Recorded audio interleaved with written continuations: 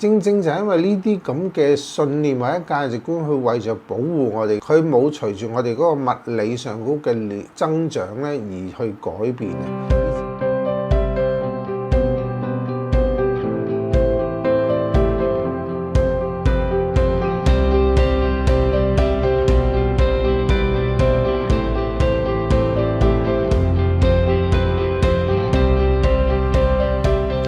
Hello， 大家好，歡迎大家翻到嚟胡思亂想快活人生嘅時間。最近我睇 YouTube 一啲國內嘅綜藝節目嘅時候，成日都聽到一個詞啊，叫做內卷啊。咁有好多香港嘅朋友可能唔係好明白嘅意思。我反覆去諗一諗，其實佢嘅意思即係我哋成日講嘅所謂嘅內耗，即係我哋裏邊咧成日都自己同自己打交，內在自己消耗緊自己咁。而喺心理上都所謂嘅內耗咧，即係話我哋裏邊諗一啲嘢，但係同時咧又彈出咗好多唔同嘅抉擇。通常呢啲抉擇咧可能係互相嘅對立。譬如我有啲朋友或者啲客人咧，佢哋處理一啲譬如瘦身啊，或者一啲壞習慣嘅時候咧，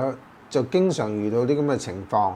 譬如話想戒煙咁，佢明明知道咧食煙咧係對身體唔健康，但係總係唔知點解咧。去到某個情況底下咧，佢就忍唔住咧，就會再食翻煙，又或者甚至不自覺地咧，自己食緊煙都唔自覺。又好似譬如瘦身咁啦，明知道可能係有啲食物唔應該食嘅，咁但係硬係忍唔到口啊，繼要去食啊。嗱，咁呢個除咗牽涉有啲信念嘅問題嘅時候，亦都係好明顯睇到咧，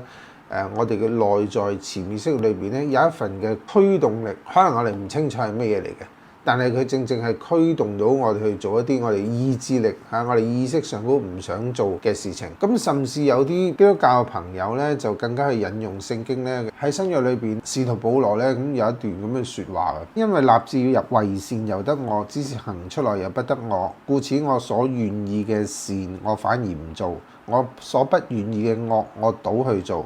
如果我去做所唔願意做嘅，就唔係我做，乃係住在我裏邊嘅罪做嘅。佢將內在呢份驅動力，令到佢做唔到佢意志上都想做嘅嘢咧，佢就用咗善惡罪咁樣。以至好多基督徒嘅朋友咧，佢哋就成日都陷喺一種咁嘅內疚感裏邊，成日都要認罪但係硬係認極罪，佢哋都係繼續去犯咁樣，好有挫敗感。其實從心理學嘅角度嚟睇咧，呢個正正就係我哋潛意識裏邊有一種內在嘅機制，或者內在嘅動力，去推動我哋做一啲違反我哋意志上高嘅事情。其實都牽涉到我哋上一集講到我哋潛意識裏邊嘅價值觀或者嘅信念。而呢啲價值觀同埋信念之所以呈現喺我哋生命裏邊，都係同樣係因為我哋嗰個成長背景，我哋嘅潛意識為咗保護我哋所建立一啲嘅機制。而呢啲咁嘅機制點解我哋覺得有害呢？係原因就係因為喺我哋成長過程裏邊，可能我哋好細個啦，我哋嘅知識層面或者能力層面上高都唔係咁有力量，或者咁識得咁多途徑嘅時候，佢所以採取咗佢當時所能夠知道、所能夠可以運用到嘅資源，而建立到一啲嘅信念，以至嚟到去保護我哋自己。正正就係因為呢啲咁嘅信念或者價值觀，去為咗保護我哋嘅情況底下，佢冇隨住我哋嗰個物理上高嘅增長咧而去改變啊，以至我哋好似大人咁，仍然做出一啲好幼稚甚至係唔同我哋年齡匹配嘅行為。因為佢有強大想保護我哋咁嘅意識存在，所以佢係唔輕易去改動，甚至有陣時係我哋唔發現到我哋過往係點解出現呢個咁嘅情況。所以我哋好似好無奈咁，我都唔知點解自己咁樣去做。呢個就正正就係點解話潛意識啊，潛意識就潛咗落去一個海底度。如果大家仲記得冰山嗰個比喻嘅時候咧，潛意識就喺個海底下低，係深海下低添，唔係我哋肉眼可以睇到，唔係我哋意識層面可以懷疑到嘅。所以我哋點樣去面對呢種咁嘅內耗嘅情況，或者解決呢種咁嘅內耗嘅情況呢？其實都有方法嘅。首先我哋要揾出潛藏喺我哋潛意識底下呢個價值或者呢個信念係啲乜嘢，佢嗰個意圖係想幫助我哋啲乜嘢，咁我哋先能夠知道點樣後續嘅行動處理，又或者我哋可以用一啲乜嘢新嘅行為模式嚟去替代我哋嗰個過去已經過時嘅呢啲咁嘅行為習慣。個次序係咁樣嘅，第一步唔好咁快將呢啲咁嘅行為或者諗法去兩極化。從人本心理學嚟講，每一個人或者每一個諗法、每一個表現，其實背後都有個正面意圖，想去幫助我哋，讓我哋生活更加好。因為太快兩極化嘅時候呢，我哋就太快跌入一種自我批判而產生嗰種無力感，你就唔容易可以有動力呢嚟到去尋究背後一啲目的。因為你已經唔想去接觸佢，唔想去面對佢，甚至你去逃避，甚至扭曲人生嘅價值觀。而我哋接納呢啲唔理想嘅諗法或者價值觀呢，唔係代表我哋任意妄為，而係讓我哋有動力咁去尋究佢背後究竟係一乜嘢嘅意圖同埋價值觀，想去幫助我哋啲乜嘢。咁我哋嘅做法可以話係簡單，但係亦都可以話係唔簡單。最好呢，就係能夠有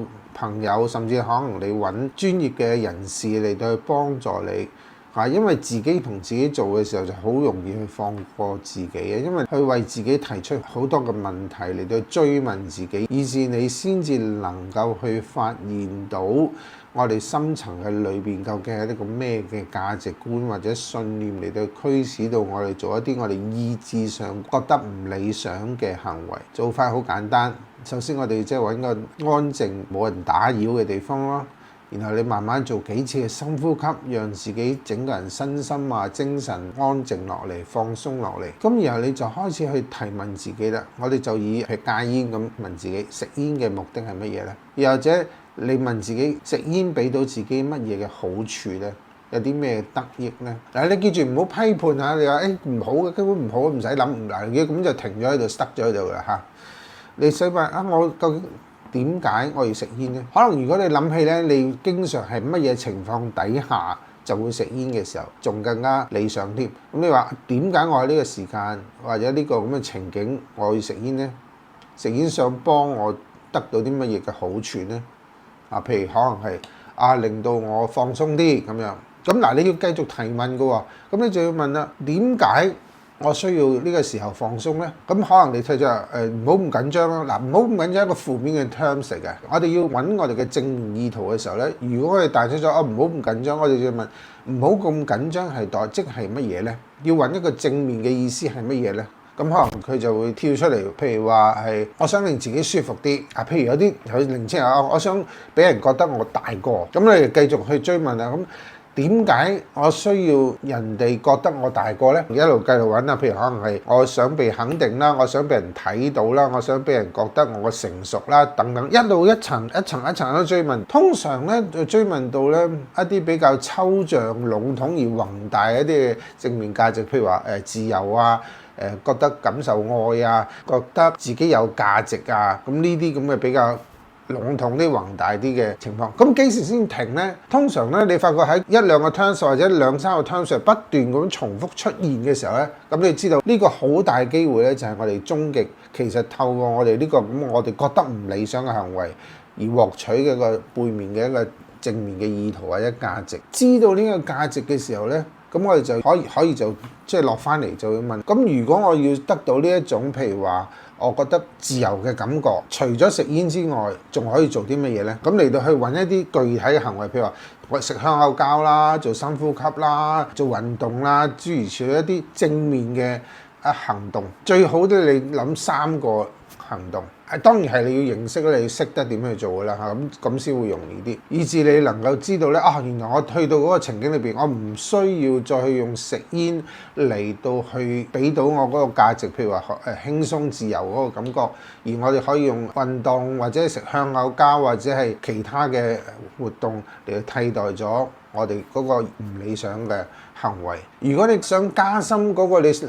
諗出嚟嘅嗰個行動，更有效咁代替我哋譬如話食煙呢個唔理想嘅行為嘅時候呢，咁你可以再俾自己想像下，你喺嗰個情景裏邊，以前你係食煙嘅，而家你進行一個新嘅活動嘅時候，嗰個感受、嗰個情景係點樣？讓呢個舊有嘅模式跳一個新嘅模式，你喺內裏邊建立一個思想上嗰個準備，咁你就會更加容易呢去將舊有嘅行為模式去改變。建立一個新嘅行為模式，而唔需要喺個深層潛意識裏邊去自己去內耗。當然啦，喺潛意識裏邊講到價值觀裏邊，仲有好多好有趣嘅呈現嘅，我哋可能要下一次有機會嘅同大家分享。希望今集嘅內容咧能夠對大家有所啟發同埋幫助啦。咁我哋今集到呢度，我哋下集再見，拜拜。